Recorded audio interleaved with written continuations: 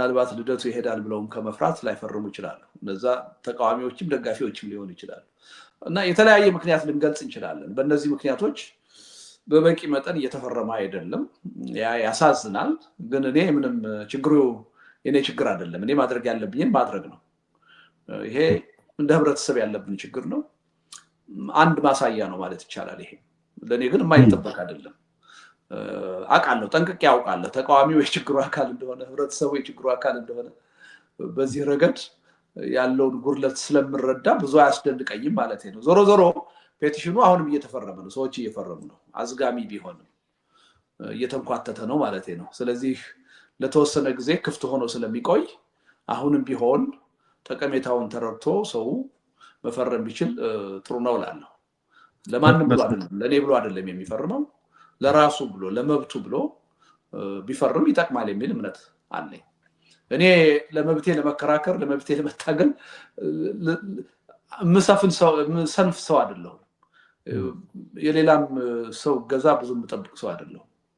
ለራሴ እታገላለሁ፣ ምንም ችግር የለውም ማለት ነው። ምናልባት ይህን ጉዳይ ለእኔ መርዳት አድርገው የሚያስቡ ሰዎች ካሉ ተሳስተዋል። እኔ አቅሜና ሁኔታ በፈቀደ መጠን መብቴን የገፈፈውን አገዛዝ እየታገልኩት ነው፣ የምችለውን ያህል ሊቆጨኝ በማይችል መልኩ። ስለዚህ ይብላኝ ለሌላው እንጂ ለእኔ ችግር የለውም ማለት ነው። እና ምናልባት በተሳሳተ አረዳድ ያልሞላችሁ ሰዎች ወይም ደግሞ መፈረም ያልፈለጋችሁ ሰዎች አቋማችሁን ብትመረምሩና ብትፈርሙ ይጠቅማል ብዬ አስባለሁ። እንደው ይሄን ያህል መሰረታዊ የሆነ ለውጥ ያመጣል ብዬ እንደው ባካችሁ ልል አልችልም። አንድ ተጨማሪ ነገር ነው እንጂ በኔ ላይ የተሰራው ስራ ለብዙ አይምሮ ላለው ህብረተሰብ ግልጽ ነው። ህገወጥ ድርጊት ነው የተፈጸመው፣ በደል ነው የተፈጸመው፣ ወንጀል ነው የተፈጸመው። ይሄን ለመረዳት የሚያቅተው ማንም አካል የለም። ግን የውጭ አካላት፣ ራቅ ያሉ አካላት የበለጠ ብዙ ሰዎች ፈርመው ጥያቄውን ሲያቀርቡ፣ ተቃውሟቸውን ሲያቀርቡ የበለጠ ትኩረት ይሰጡታል ከሚል ነው እንጂ ያን ያህል እንደው ፋይዳ ኑሮት አይደለም። ስለዚህ ይህን በመረዳት አሁንም ቢሆን ያልፈረሙ ሰዎች ቢፈርሙ ጥሩ ነው እላለሁ። ግን አንዳችን ጠያቂ ሌላችን ተጠያቂ የምንሆንበት ምክንያት የለም። አንዳችን ለማኝ ሌላችን ተለማኝ የምንሆንበት ምክንያት የለም። ለማንም ስንል አይደለም የምንፈርመው፣ ለራሳችን ነው። ለልደቱ ብላችሁ የምታስቡ ሰዎች ካላችሁ መፈረም የለባችሁ። አላዋቂነታችሁን ነው የሚያሳየው። ነገ ከነገ ወዲያ ምናልባት ለእናንተም ችግሩ ሲደርስ ትጮሁ ይሆናል። ስለዚህ ይሄን ማለት ነው የሚችለው። ሞገስ ጥሩ።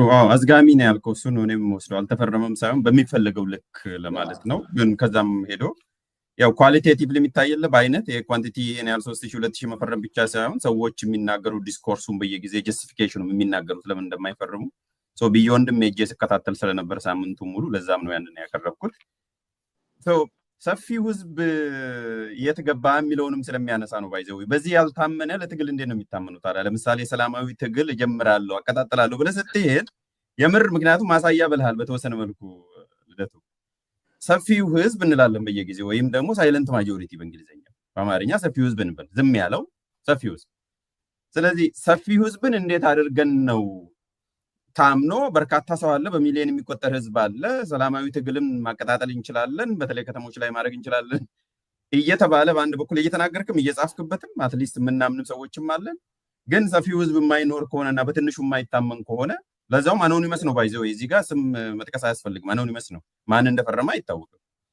እና ለሱስ አንድምታ የለውም ለትግሉ ራሱ ለሰላማዊ ትግል ወል አለው። ሞገስ ግን ይሄን ጥያቄ መመለስ ያለባቸው በቀላሉ ለውጥ ይመጣል፣ መንግስት እያለቀለት ነው፣ እኛ ጠንካሮች ነን፣ ህዝቡ ጠንካራ ነው፣ በአጭር ጊዜ መንግስት ይለወጣል የሚሉ ሰዎች ናቸው ይሄን መመለስ ያለባቸው። የኔን አመለካከት ታውቃለህ። ትግሉ ፈርጀ ብዙ ነው። አገዛዙ ላይ ብቻ አይደለም ያለው፣ ተቃዋሚም ውስጥ ነው፣ ህዝቡም ውስጥ ነው።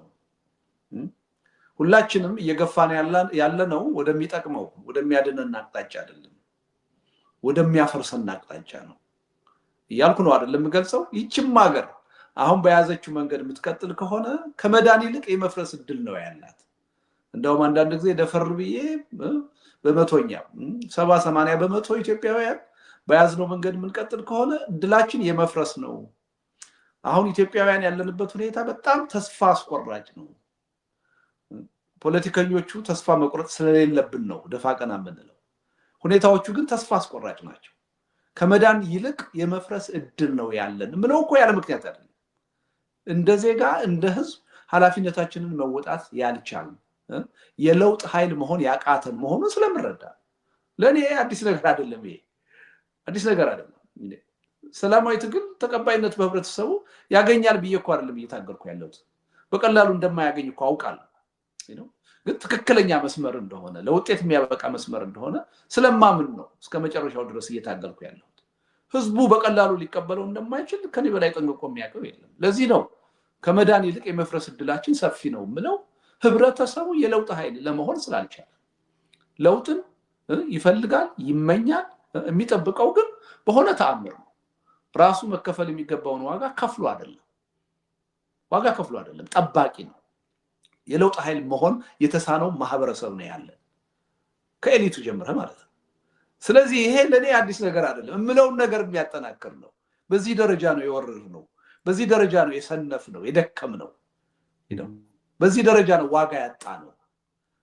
አሁን ይሄም እናንተ የምናወራው የፔቲሽን ጉዳይ እምለው ነገር ትክክል መሆኑን ነው የሚያረጋግጠው። ሆ ብሎ ወጥቶ ይሄን ፔቲሽን ቢፈርም የኢትዮጵያ ህዝብ ጥቅምና ፍላጎትን በደንብ አውቋል ማለት ነው።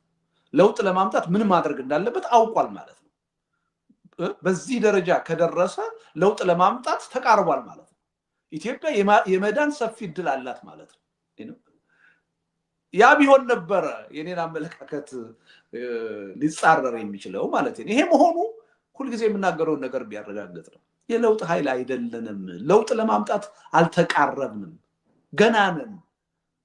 ጥቅምና ፍላጎታችንን ገና አላወቅንም። አውቀንም ደግሞ ስኬታማ እንዲሆን መክፈል የሚገባንን ዋጋ ለመክፈል አልተዘጋጀንም። በምኞት በጥያቄ በፍላጎት ነው ለውጥን እየተመኘን ያለ ነው የሚል ነው። ስለዚህ ለኔ ምንም እንትን አይደለም። እንዴ ለካስ እንዲህ ነው እንዴ ብዬ እንድደነቅ የሚያደርገኝ ነገር አይደለም የተከሰተው።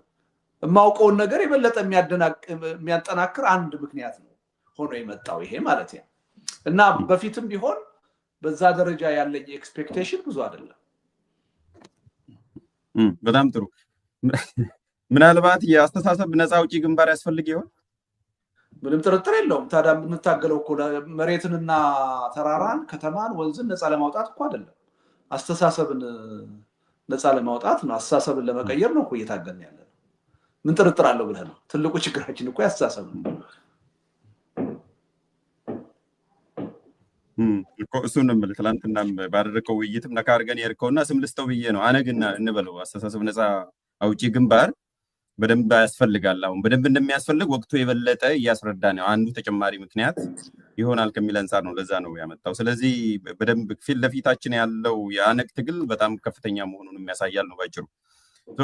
በዚህ ክፍል የመጨረሻ ወደ ዋናው ወደዛኛው ወደ ጦርነት ድቤ ከመግባታችን በፊት ሰው ስለምንድን ነው የማያምነን? አንዱ ምክንያት ብቻ እንውሰድና ከዚህ በፊትም በክርክር መልክም አስረድታል። ሰው እኔን ለምንድን ነው የማያምነኝ?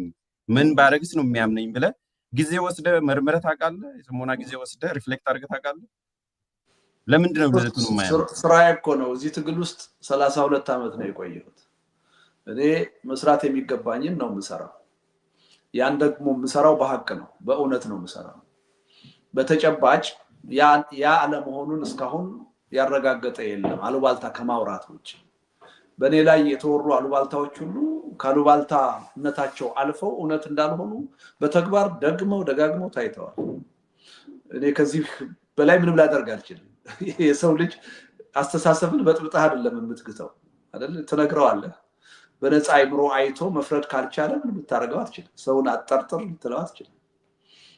የግድ መኔ ልትለው አትችልም። በራሱ ምክንያት ሊያምንህም ላያምንህም ይችላል። ስለዚህ ከኔ ይልቅ አሉባልተኞቹ ስለኔ የሚያወሩትን ነገር ይሰማል ህብረተሰቡ። አንዱ መሰረታዊ ድክመቱ ይሄ ነው። በተጨባጭ አይደለም መርምሮ በተጨባጭ በምክንያት የመገንዘብ አቅሙ ገና ነው። አሉባልተኞች ናቸው በፈለጉት መንገድ የሚመሩት። ወሬኞች ናቸው በፈለጉት መልኩ የሚመሩት። ለዚህም ነው ትግሉ አንዱ ደካማ የሆነው፣ መሪ መፍጠር ያልቻለው፣ ድርጅት መፍጠር ያልቻለው፣ ፈቀቅ የማይለው ትግሉ ወደፊት ያለ ምክንያት አይደለም። የበቃ ህዝብ ስለሌለ ነው። በእውነት በሀቅ በምክንያት የሚመራ የህብረተሰብ ክፍል ስለሌለ ነው። በወሬ ባሉባልታ ነው የሚወራው እና ይሄ መሆኑ አያስደንቀኝም። አያስደንቀኝም። ትግሉን ውስብስብ እና ከባድ ያደረገው ይሄ ነው። በምክንያት የሚመራ የህብረተሰብ ክፍል በጣም ኢምንት ነው ኢትዮጵያ ውስጥ። ህዝብ ግን ይተቻል። በዛውም ቀጥል ደጋግመም ተናግረሃል። ግን እዚህ ሬሌቫንት ቦታው እዚህ ስለሆነ ህዝብ ግን ይተቻል። ሰፊው ህዝብ የማን ነው ችግሩ? ያመራሩ ነው እንጂ የሚተቸው ምንም እየተቸው እየሰማኸኝ አይደል እንዴ? እየሰማው ህዝቡ ነው ግን የሚተቸው ወይ ነው ያልኩ። ለዛ ነው ማን ነው ህዝቡ ይተቻል። ከህዝቡ ውስጥ ግን በዋናነት ኤሊቱ፣ የፖለቲካ ማህበረሰቡ ነው ዋናው የችግሩ ምንጭ። ህዝብ የምንለው እኮ ማንኛውንም እንደው ፖለቲካ የማይገባውን በዕለት ኑሮ ተጠምዶ ስለ ፖለቲካ ምንም ግንዛቤ የሌለውን አርሶ አደሩን ድሃውን ህብረተሰብ ምናምን አይደለም ህዝብ የምንለው። በፖለቲካ በመደገፍና በመቃወም እየተሳተፈ ያለ ህዝብ አለ። ስለሱ ህዝብ ነው የምናወራው። በየትኛውም ዓለም ሁሉም ህዝብ የፖለቲካ ተሳታፊ አይሆንም። ግን ፖለቲካን በመደገፍና በመቃወም ተሳትፎ የሚያደርግ የህብረተሰብ ክፍል አለ። በአንድ ሀገር ከፍ ሊል ይችላል፣ በሌላ ሀገር ጠበብ ሊል ይችላል። ስለዛ ህዝብ ነው የማወራው። እና ኢትዮጵያ ውስጥ ያለ የፖለቲካ ማህበረሰብ ወይም ህዝብ ብቃት የለውም። ብቃት ቢኖረው ኖሮ 3000 ዘመን እኮ በአምባገነን እየተገዛ እርስ በርሱ እየተዋጋና እየተገዳደለ አይኖርም ነበር። የዓለም የድህነት ጭራና ምሳሌ ሆኖ እኮ ሊኖር አይችልም ነበር። ብቃት ስለሌለው ነው። ይሄ ምን የሚካድ እኮ ነገር አይደለም። እና እንደ ህብረተሰብ ለምንድን ነው የማይተቸው? ከ100 ዓመት በፊት እነ ነጋድራስ ማን ነበር ስሙ? ባይከዳኝ ህዝብ ሊተቹ ነበረ፣ ማህበረሰብ ሊተቹ ነበር። እኛ በዚህ ዘመን ለምንድን ነው የማንተቸው? እኔ ትግል ውስጥ ከገባሁ ጊዜ ጀምሮ ተቻለሁ። አምኜበት ነው የምተቸው። ደግሞ ሀቅ ነው፣ ፋክት ነው። ብቁ ህዝብ ቢሆን ኖሮ እንደዚህ በአምባገነኖች እየተገዛ ሁል ጊዜ በስቃይ አይኖርም ነበር። መብቱን ጥቂት ሰዎች ይዘው እንደፈለጉ እየቆረጡ እየፈለጡ እያንቀጠቀጡ ሊገዙት አይችሉም ነበር። ለዚህም ነው አንድ መንግስት አንድ ህዝብ የሚገባውን ስርዓት ነው የሚያገኘው የሚባለው። ለዛ ነው ብቁ ብንሆን ኖሮ ምንሰራውን ብንፈልገውን ጠንቅቀን የምናውቅ ለዛ መከፈል የሚገባውን ዋጋ ለመክፈል የተዘጋጀ የለውጥ ኃይል የሆን ህዝቦች ሆነን ቢሆን ኖሮ በምንም ተአምር አምባገነኖች እየተፈራረቁ ዘላለም ሊገዙን አይችሉም። ለመብታችን የሚመጥን ለፍላጎታችን የሚመጥን ስርዓትና መንግስት እናገኝ ነበር። ስለዚህ ህዝብ ይተቻል፣ ምን ጥርጥር አለው? ካልተቸነው ደግሞ ችግሩ ሊፈታ አይችልም። ምንተቸው ለህዝብ ንቀት ኖሮን አይደለም። በህዝብ ውስጥ ያሉ ችግሮች፣ ድክመቶች እንዲፈቱ ካለን ፍላጎት ነው። የትግሉ አንድ አካል መሆን ስላለበት። ስለዚህ ይሄ ዝም ብሎ በተለምዶ አነጋገር ህዝብ አይተችም የሚለው ነገር የድንቁርና አስተሳሰብ ነው። የትም ሊያደርስ አይችልም ማለት ነው። ስለዚህ ይተቻል ወይ ብለህም መጠየቅ የለብህም። እየተቸው እየሰማኸኝ እኮ ነው። ስለተቻለ ምን መሰለ ጥሩ እኮ ነው። እኔማ ስለማውቅም ነው ደጋግመም ስለምትናገርም ነው ያመጣሁት እኮ። እንኳን ዘንድሮ አይደለም የዛሬ 10 ዓመትም የዛሬ 15 ዓመትም ዲያስፖራ ጋር ሄደም ስትናገርም እኮ ስለማውቅ ነው። ስጠይቀን ይተቻል ወይ ምናልባት ጥያቄ መሆን ያለበት ኃላፊነቱን ማን ይወስዳል በሚል ነው። ሼሩን ማን ነው ኃላፊነቱን የሚወስደው? እኛ ነን መውሰድ ያለብን።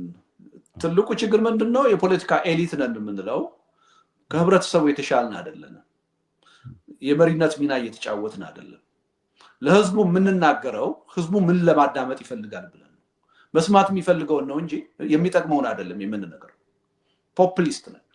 ከህብረተሰቡ የተሻልን አይደለም። አንድ አገር ደግሞ ከህብረተሰቡ የተሻለ የመሪነት ሚና ሊጫወት የሚችል የፖለቲካ ኤሊት መፍጠር ካልቻለ የትም መድረስ አይችልም። ታሪክ ሰፊው ህዝብ ነው ይባላል። ያለ መሪ ግን ህዝብ ታሪክ ሊሰራ አይችልም። በየትም ዓለም ሆኖ አያውቅም። እያንዳንዱ የተሰራ ታሪክ መሪ አለው። ያለ ሊደርሺፕ የሚመጣ ውጤት የለም። ስለዚህ ኤሊቱ የህዝቡ ተከታይ ነው። ኢትዮጵያ ውስጥ ህዝቡ ኤሊቱን ነው መከተል ያለበት። ኤሊቱ ነው ለህብረተሰቡ የሚበጀውን አቅጣጫ ማሳየት ማመላከት ያለበት። የኛ ሀገር የፖለቲካ ኤሊት ግን የህዝብ ስሜት ተከታይ ነው። የሚናገረው የሚያወራው ህዝቡ ምን መስማት ይፈልጋል እያለ ነው። ምን ይጠቅመዋል እያለ አይደለም። ለዚህ ነው መለወጥ ያልቻለ። ለዚህ ነው ህዝብን ስተች የሚደነግጠው።